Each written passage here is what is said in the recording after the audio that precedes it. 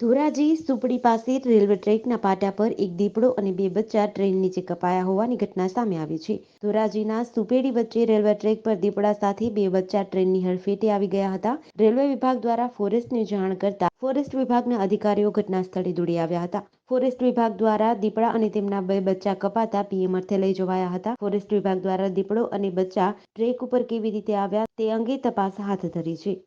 Niharika Pandya, range forest officer, Dhoraji. આજે સાંજના સમયે એક ફિમેલ લેપર્ડ અને બે કબનો રેલવે ટ્રેકની વચ્ચે એક્સિડન્ટ થવાથી મૃત્યુ થયેલ, જે ઘટનાની જાણ થતાં અમે ટીમ સાથે અહીંયા ધોરાજી ભાદર બ્રિજ ઉપર તપાસ કરવા આવેલ છે. અકસ્માત પાછળનું કારણ એવું જ જોવા મળી રહ્યું છે કે ભાદરનો બ્રિજ છે અને ત્યાં વચ્ચે આજુબાજુ વન્ય પ્રાણી આવી જવાથી ટ્રેનની અડફેટ આવી ગયેલ છે અને વન્ય પ્રાણીને હટવા માટે કોઈ જગ્યા ન હોવાથી પ્રાથમિક દ્રષ્ટિએ અકસ્માતમાં મૃત્યુ જાણવા મળે. મૃતદેહને અત્યારે હવે પીએમ કરવામાં આવશે અને ત્યારબાદ આગળની પ્રોસિજર થશે.